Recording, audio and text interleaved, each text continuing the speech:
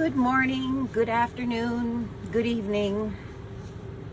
Welcome to Mimi on the Move and my humble thoughts for today. I was having some thoughts this morning about healing, and I made a few notes, and I wanted to share them with you this morning because sometimes we already are in a healing process from something in our past or present, and we don't even realize that. So I can speak for myself on that one. So today I'm going to talk about when I think the healing begins.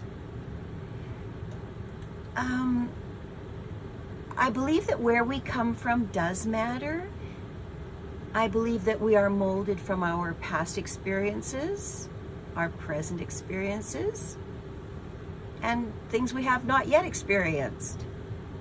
I believe that who we look like today might be quite different than we would look like tomorrow or in the future or from our past. I look at our unique experiences as threads that create our own personal mosaic.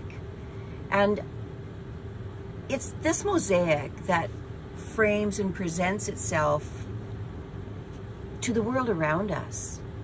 Now, we don't have any control, obviously, over how we are perceived, how the world around us sees us, or, takes us or doesn't. But I believe our joys, our sadnesses, successes, failures are the things that shape our personalities, and that can blend with our birth-given characteristics. I once read that our birth-given characteristics are pretty much going to stay with us forever, but our personalities can change.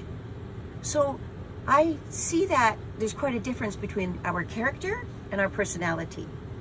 I think we're capable of evolving our personalities, or maybe that's not the right phrase. But I do believe we are capable of change as we go through life. But I do believe our birth-given characteristics are there to stay. For instance, to explain that clearer, I was born happy. I was born optimistic. I was that person that people would say, "Oh, you're too happy. I have to get away from you. You're too happy all the time." I was born with that. So no matter what has been thrown at me through my life, no matter what adversity I had to face, no matter what emotional pain I would be going through, somehow I always came out wanting things to be okay and believing that at some point they could be. Maybe that's naive. Maybe, I don't know. But that is who I am. So that's my birth-given characteristic. My personality has also changed in many directions in my 71 years. So, but I'm still that same person at the base level. Okay, that's kind of what I wanted to say. And as we travel through life experiencing new things and new feelings, somebody was walking out there. We make changes and choices which ultimately alters our personal mosaic. Those threads, they change, right?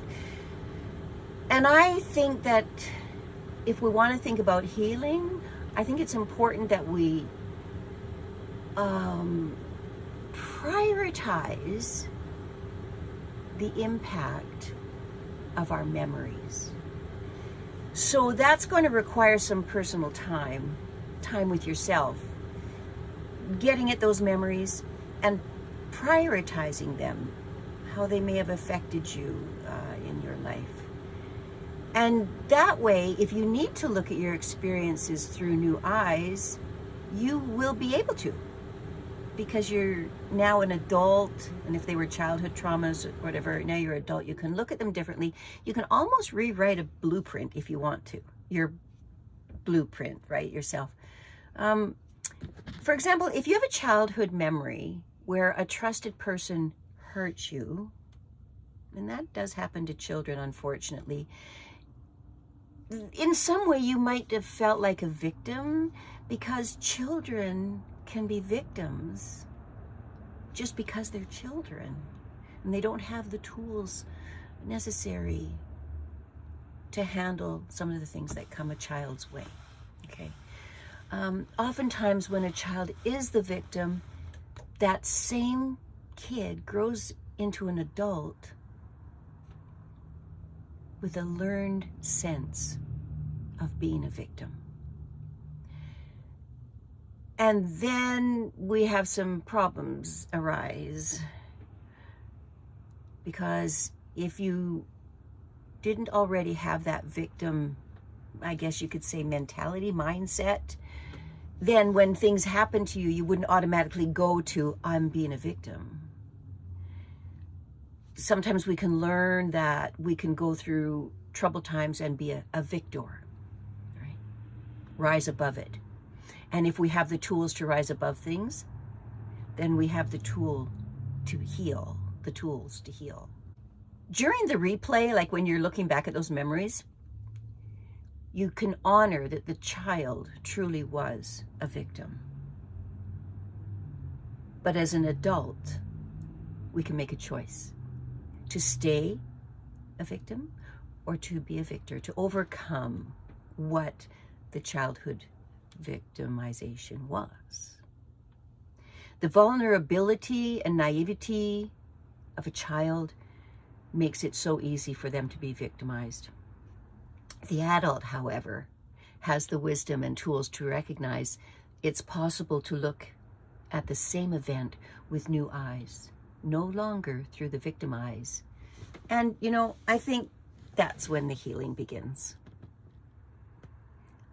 In another video, I'm going to go into how to prioritize those memories. But for today, we'll keep it short. And I pray that anybody watching this will be excited to learn how not to be a victim as an adult. Wishing you all a wonderful day or evening or a good sleep. Bye for now.